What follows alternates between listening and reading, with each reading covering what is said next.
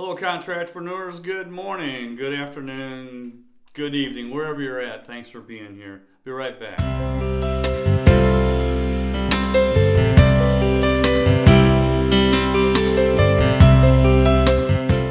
Hey, thanks for coming back, you guys. We're going to talk about advanced listening skills today. I really appreciate you being here, and if I can help you in any way, please let me know in the comments. I've spoken on this subject before, but I've expanded the lesson, so just check it out. I think you'd be glad you did. Let me know in the comments again what you think, and any suggestions you may have for other viewers are always appreciated. So in today's high-tech, high-speed, high-stress world, communication is more important than ever, yet we seem to devote less and less time to really listening to one another. In the service industry, our main focus is the people we sell our wares to, our clients. We are in the people business, and the key to success in dealing with people is to listen well to their problems and the ones that they want us to correct. The skill of genuine listening has become a rare gift, believe it or not. You know, it helps build relationships, solve problems, ensure understanding, resolve conflicts, and improve accuracy. In the working world, effective listening means less errors and wasted time. Listening builds friendships, careers, and it saves money and even marriages. We're all into sales. We are all salespeople, no matter if you think of yourself in that way or not. As contractors, we have a service to sell. It just makes sense, right? The difference between a good salesperson and an atypical type, you know, the brash, loud talker that you just want to get rid of, is a good salesman is thoughtful and actively listens closely and earnestly to their clients. They don't interrupt. As you practice to become a truly good listener, you learn the most important thing that anyone in sales can learn. If you listen closely for it, people will tell you how to close the sale. The best listeners create a positive response in others. Poor listeners upset people, make problems worse, and create resentment. A salesperson that is a poor listener is only on the sales call for themselves, and it's a bad situation. Often they're not confident in their sales ability, so time's wasted, opportunities are lost, and relationships are damaged by not listening effectively. Learning to become a good listener can improve your every aspect of your life, from dealing with clients to communicating with co-workers and your personal relationships. Now, I don't know who to credit with this quote, but it is brilliant. It's been said that we were given 2 ears and 1 mouth because it's twice as hard to listen as it is to talk. And please let me know if you know who originated that little gem. Proper listening and a deep understanding of what people say verbally and non-verbally is the most difficult to master. There's a big difference between hearing and listening. Listening means paying attention and making a conscious effort to be able to process and use the information that you hear. It's possible to hear but not listen. When most people say they're good listeners, what they really mean is they're good at not talking while someone else is talking. The reality is, instead of listening, most people are usually daydreaming or thinking about what they want to say next.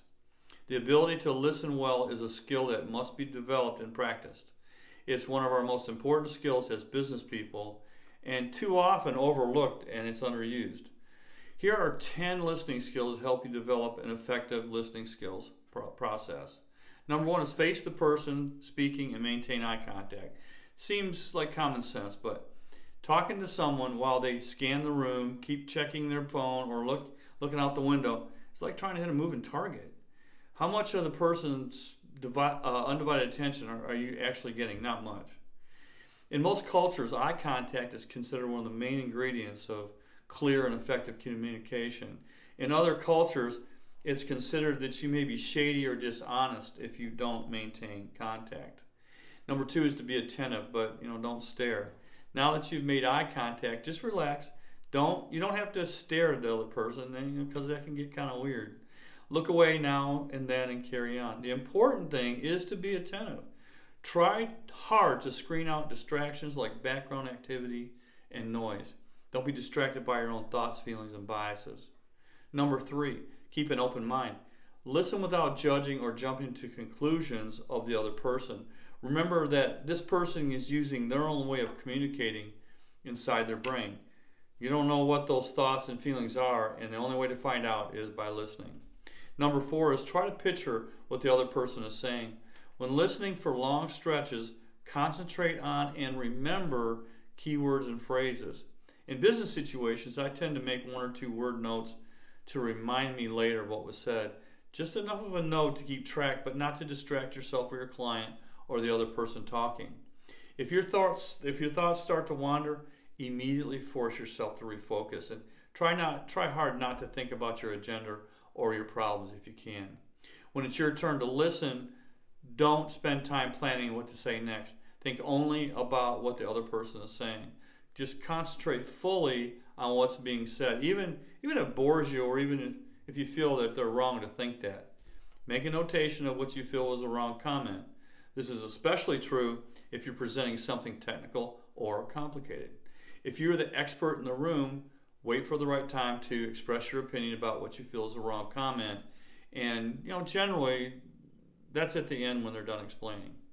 Number 5 is don't interrupt or impose your ideas. Interrupting sends a variety of messages. It says, I'm more important than you. What I have to say is more interesting, accurate, or relevant, or I really don't care about what you think.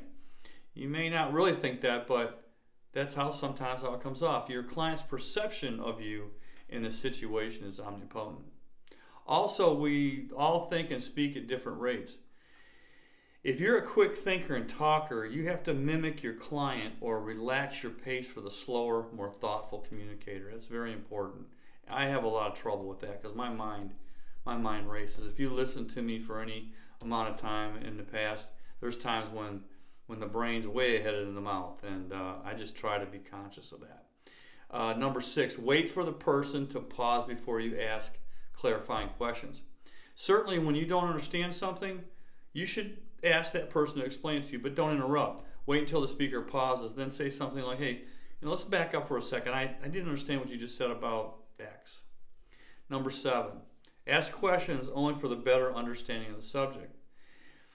Only ask questions that clarify the path of the conversation. It's fairly easy to get the person talking distracted if you ask questions or make comments that let them stray from the intended conversation. That last sentence deals with business communications mostly, because personal and casual conversation with friends will of course go from topic to topic naturally. You're just sitting around on the couch, carrying on, catching up.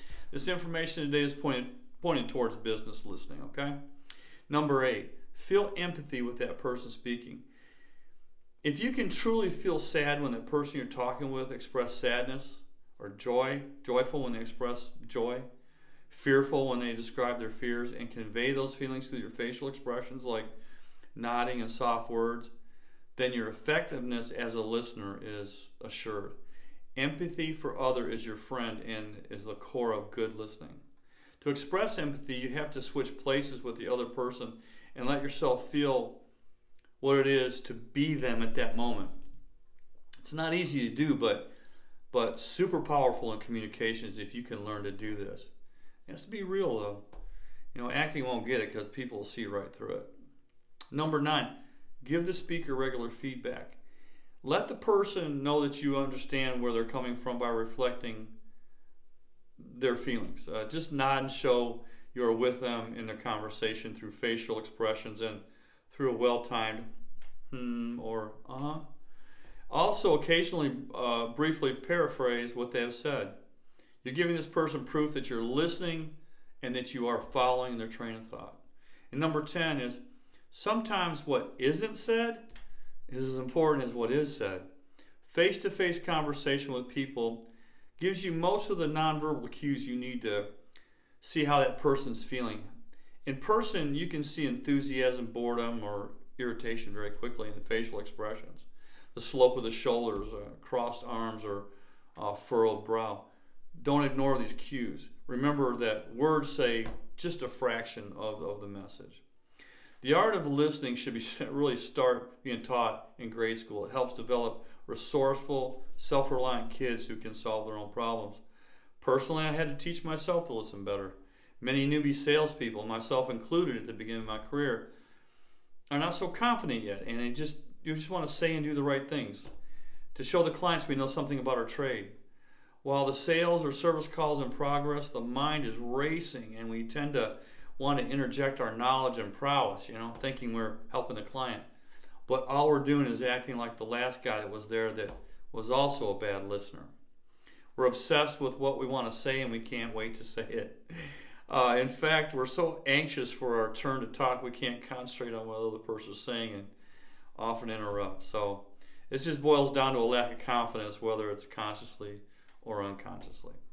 It's difficult to properly think and listen at the same time. So thinking about your opinions on what's being said instead of concentrating on what's actually being said will interfere with being a good listener. Interrupting and talking over others is a problem that must be overcome.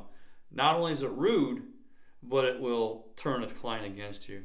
Sure, they'll probably be polite, but your chances of losing and closing the job and losing the job is very good at this point. You're probably going to lose it. Thinking you know what people are going to say and starting to impose your response in your mind before they finish speaking can be an issue when people complain that people like us don't exactly answer the question they asked, or that we twisted the response to fit us. Some people do that, but then some people it's just kind of a mistake. You just don't know. So how do you improve to listen properly and make your sales go through the roof? Just keep the following in mind always when you're dealing with your kids or your clients. Don't make sales by talking. You make sales by listening. We can talk ourselves out of more sales than we talk ourselves into. You don't talk people into buying. You listen them into choosing to do business with you. Remember the part about having 2 ears and 1 mouth? Use them in that proportion. Listen twice as much as you talk. Get to be known as the person that doesn't say that much but gets the job done very well. I'm not talking about walking in like a robot, but be your everyday friendly and kind self, but put a super concentration on their job at hand and listen to what the client says and wants. At your next appointment, make it a point to see how little you can say and still make the sale. So please let me know in the comments how this has helped you as you put it to work in your area of expertise. That's about it for today, and thanks for watching. Please subscribe and ring the bell to continue to get these helpful videos from me. Is there anything I can do for you? I'll be glad to do it. I'll be glad to help you any way I can. You just let me know. Okay? Take care. We'll see you.